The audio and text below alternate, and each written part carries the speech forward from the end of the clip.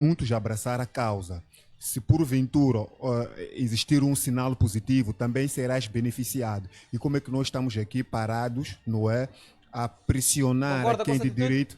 Não estou a dizer que concorda, mas é como quem diz, vamos abraçar a cauda, porque o que estamos aqui a fazer é pelo seu próprio benefício também. Então não faz sentido ficar já ali a fazer dinheiro e nós aqui parados no tempo e em consequência nós temos aquilo que é a mesma visão, que é trazer um resultado, porque este assunto mexe com todos aqueles que são os agentes das carteiras móveis. Então houve este litígio entre os próprios colegas. Mas é preciso também olhar para aquilo que é o contexto. Naturalmente que uma das decisões que o Presidente da República trouxe, ou seja, um dos pontos focais que o Presidente da República trouxe naquilo que é o seu manifesto eleitoral, na tomada de posse, é que tem que alargar a base tributária. Mas é preciso que venhamos compreender aquilo que é o contexto do país neste preciso momento, o número de indivíduos que fazem este negócio. Estamos a falar de 350 mil agentes de carteira móveis que estão distribuídos neste país e grande parte deles são jovens. Então são estes jovens que procuram de uma ou de outra maneira ter aquilo que é o seu rendimento, porque sabemos que infelizmente não há emprego para todos. Então se não há emprego para todos, temos que pautar pelo o empreendedorismo, temos que visar um outro focal point para conseguirmos ter aquilo que é o nosso rendimento. E desse jeito acaba aliviando aquilo que é a carga do próprio Estado moçambicano. O Estado moçambicano não porque não tem que cobrar sim, porque em países sérios a cobrança ela é feita e consequentemente, esta mesma cobrança ela é vista por intermédio de escolas, hospitais, estradas, a qualidade de vida.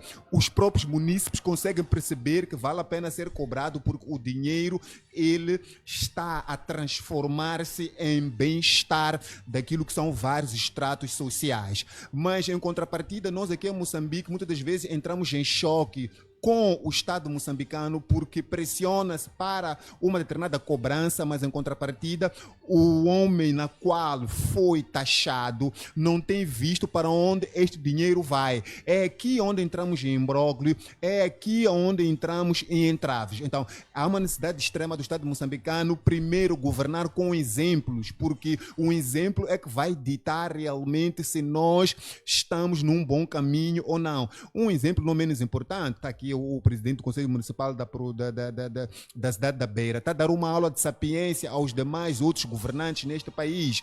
Então, isto incentiva aos munícipes da cidade da Beira a ter que contribuir para o crescimento deste município, porque eles entendem que, afinal de contas, quando eu sou taxado, o meu dinheiro vai para melhorar aquilo que é o bem-estar do meu município e, naturalmente, que o povo vai abraçar a causa. Agora, olhando para o nosso contexto, são dois pontos aqui a serem enaltecidos. Primeiro, o Estado moçambicano, ele cria impostos e as instituições privadas, ou seja, essas operadoras, elas criam aquilo que são as tarifas. Uma vez que o Estado moçambicano é que cria aquilo que são os impostos e de linha e cria aquilo que são as linhas mestres, naturalmente que as demais outras instituições que estão atreladas ao Estado moçambicano devem seguir aquilo que é o lema do Estado moçambicano. O que está a acontecer aqui é o Estado moçambicano aplicou uma taxa a estas instituições operadoras móveis e essas instituições não querem perder aquilo que é o seu rendimento, ou seja, aquilo que é o seu lucro. E não querendo perder o lucro, acaba se subcarregando ao consumidor final, ou seja, os homens de venda da moeda eletrônica. Isto tudo para não sentir-se lesado por aquilo que o Estado moçambicano está aqui a fazer. Eu disse, o Estado moçambicano cria aquilo que são os impostos e as demais empresas criam aquilo que são as tarifas. Então, as tarifas elas são agravadas porque apanham de tabela aquilo que está a acontecer com o agravamento dos impostos que vão recebendo por intermédio do Estado moçambicano. E, naturalmente, que as empresas, por sua vez, não querer perder aquilo que são os seus lucros, acabam apertando os agentes, não é, de venda de moeda eletrônica. Então, aqui é onde entra este posicionamento desses agentes que sentem que estão a ser prejudicados porque eles são taxados na comissão.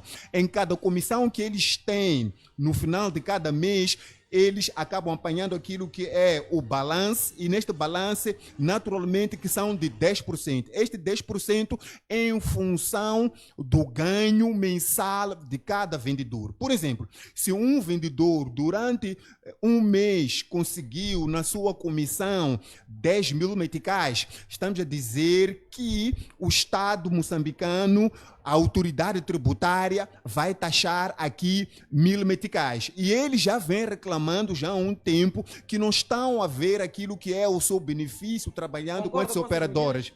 A questão aqui não é concordar ou deixar de concordar. É preciso que se olhe o contexto primeiro, e aquilo que o país precisa neste preciso momento. O país precisa de harmonizar aquilo que é o mercado de empregabilidade, porque nós sabemos que o Estado moçambicano é o maior empregador neste país e infelizmente o Estado moçambicano está com dificuldades muito grandes de conseguir empregar os jovens que estão a sair das faculdades, que estão a sair de vários lugares de ensino e aprendizagem. Então, os jovens se apercebendo que o mercado de emprego está bloqueado neste país, então acabam pautando por este negócio de venda de moeda eletrônica. Então, isto acaba criando um alívio para o Estado, mas eu percebo que o Estado não está a olhar para este método como um alívio, porque, infelizmente, neste preciso momento, acaba taxando aquilo que são as comissões. João, de novo, a mesma provocação para si. Como é que faz a avaliação deste assunto? O Estado moçambicano tem ou não direito de colocar esta taxa de 10% ou não? E os jovens que saíram reivindicando os seus direitos, ou melhor, reivindicando, ou se quisermos, além de reivindicar um direito, eles estão a discordar de uma medida. Na sua ótica, esta manifestação de discórdia, esta ação, este ato de repúdio a esta medida é salutar, ou haveria aqui da parte dos jovens uma precipitação, uma ignorância para com a lei no que tange aqui a chamada inclusão financeira, quando o governo diz que é preciso alargar a base tributária para encaixar mais, para que haja mais verbas nos cofres públicos? Quem aqui tem razão na sua ótica? Bom, mais do que buscar a razão, precisamos aqui entrar pela lógica, não é? Precisamos olhar o que é que, na verdade, o Estado moçambicano está a precisar nesse exato momento. Bem que nós sabemos que no nosso Estado moçambicano, 70% a 80% da população vive de mercado informal, para não dizer que são desempregados ou para não dizer que não têm emprego, e muitos deles buscam encontrar as suas soluções, portanto, neste mercado informal. Agora, vir aqui para discutir a questão, portanto, da inclusão, ou portanto, da introdução dessas taxas que as carteiras móveis devem passar a pagar, isto poderia, de certa forma, minar aquilo que são as comissões que esses agentes, portanto, ganham a partir das suas atividades. Estamos a dizer que, a partir dessas comissões, os agentes ou operadores de carteiras móveis, eles têm muito o que pagar, têm que pagar as senhas dos mercados onde eles ocupam, devem pagar também a guarda, portanto, das suas bancas, eles têm ainda por pagar outras questões, portanto, que têm a ver, alguns até fazem aluguer dos cartões, portanto, para responder àquilo que são essas atividades. Agora, com a introdução desses 10%, isto, de certa forma, acaba minando aquilo que é a própria comissão que esses operadores acabam ganhando. E, na verdade, aqui não se tem salário para esses agentes. Eles aproveitam essas comissões para suprir as suas necessidades. Porque não é uma questão de fazer investimento digamos, de 20, 30 mil meticais para depois ter um reembolso digamos, 50% para o governo olhar para isto e ter esta ideia, portanto, de introduzir uma lei que vai retendo, portanto, os 10%. E olha só, houve um aqui, com contratempo, com relação, acompanhei muito bem, um dos responsáveis da autoridade tributária, esteve aqui a fazer o seu realce, com relação, particularmente a mim, esta abordagem não me entrou bem. Ele dizia na sua abordagem que na verdade, esses 10% não foram introduzidos. Ele disse que já tinham sido cobrados 20% nas carteiras móveis, então este 10% é a redução. Agora, isto vem contradizendo o que a própria lei de 29 de dezembro de 2025 vem estar aqui a dizer, portanto, na introdução da retenção dos 10%, que é IRPS, que significa, portanto, imposto de rendimento sobre pessoas singulares. o que significa que há uma contradição de explicação, mas no final de tudo quem sai a perder são aqueles que praticam essas atividades, por via dessas atividades têm o seu ganho, bem que fiz aqui a menção, portanto, daquilo que o nosso Estado precisa, daquilo que o nosso Estado tem como a fragilidade de emprego. Muitos jovens se encontram nas ruas a procurar do seu pão. Estamos a dizer há cerca de 350 mil jovens que estão nas ruas como operadores, portanto, das carteiras móveis, e hoje vamos aqui discutir a questão da introdução desses 10%. Eu acho que aqui não estaríamos diante de uma justiça fiscal, porque tratar as grandes, os que ganham mais, da mesma forma como os que ganham menos, isso não seria uma justiça fiscal. É preciso que se reveja aqui essa questão de medida,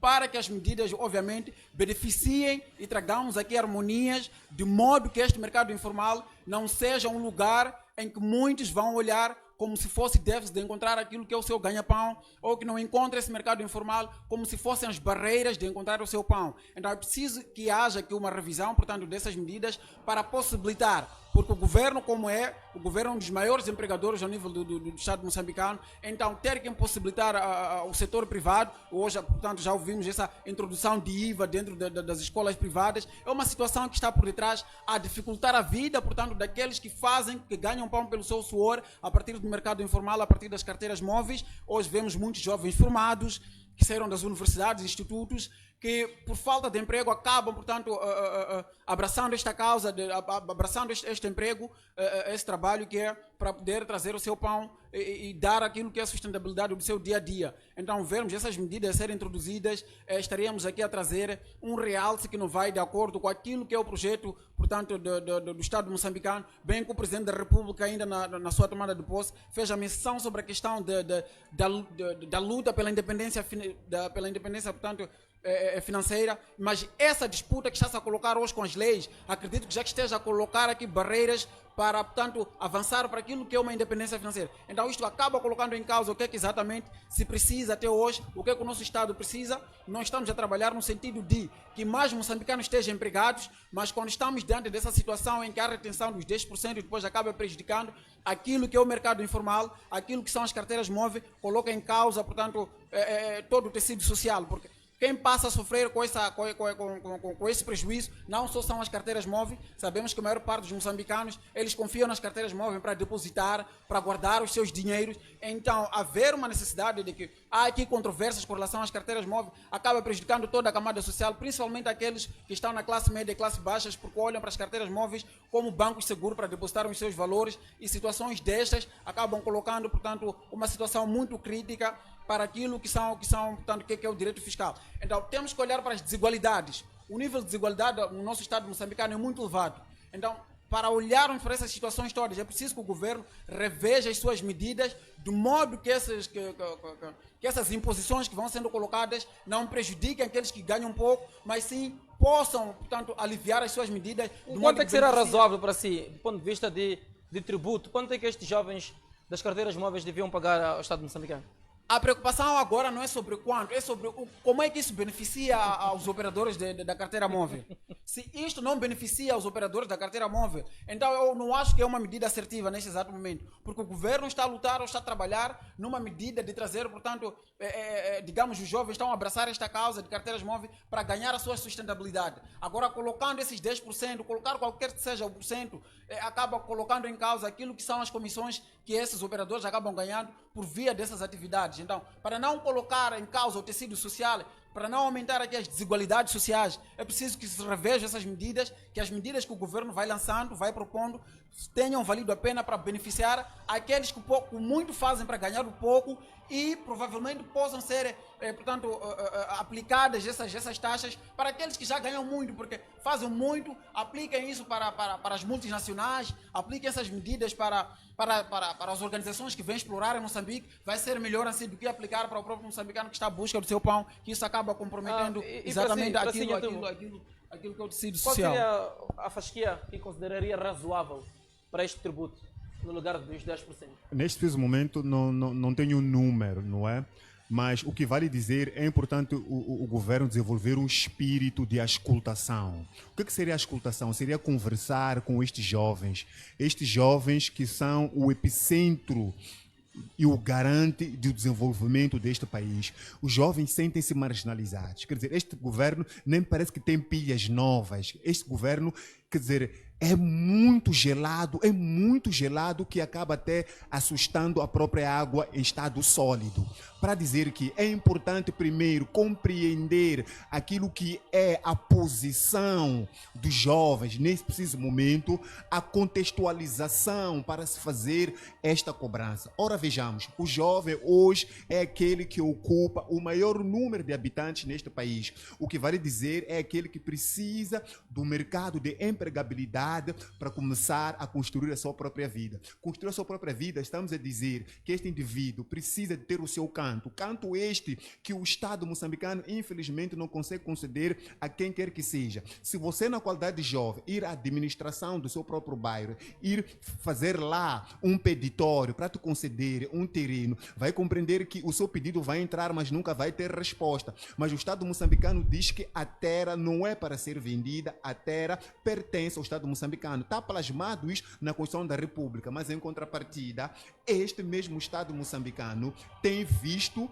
não é, num olhar impávido a serem comercializados estas terras. E este mesmo jovem é este que precisa de ter um terreno 15x30, precisa de construir a sua própria família, precisa de mobiliar a sua própria casa, ou seja, ele precisa de ter um sonho materializado. Mas deste jeito nós olhamos que o Estado moçambicano ou o governo moçambicano vai roubando aquilo que é o sonho dos próprios jovens, porque o jovem deste jeito começa a ter caminhos, não é, que não vão agradar no final do dia aquilo que é a justiça nacional. Se for já fazer um trabalho pelas cadeias, se for já fazer uma visita pelas penitenciárias, vais olhar que nas penitenciárias o grosso que lá existe são jovens. Não estou a dizer que estão lá porque há uma razão para estar lá. Não, não há uma razão para estar lá, mas de como o Estado moçambicano empurra a juventude e marginaliza a juventude. A juventude não tem outra opção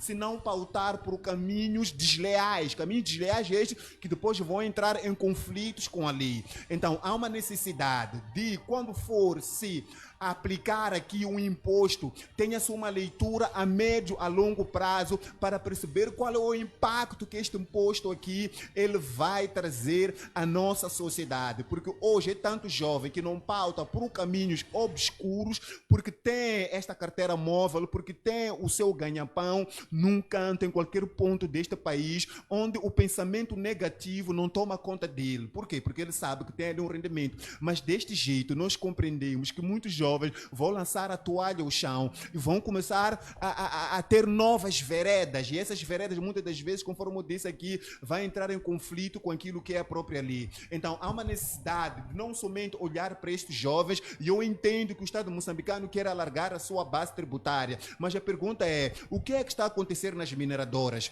Será que nas mineradoras a questão da legalidade, a questão da base tributária, ela está sendo respeitada? Será que os indivíduos estão a pagar aquilo que tem que ser pago ao Estado moçambicano? Nós sabemos que não. E são estes lugares aqui onde poderiam capitalizar o maior número de divisas para o crescimento socioeconômico deste país. Mas por muitas das vezes essas instituições nós sabemos que fazem parte da elite, não são tocadas.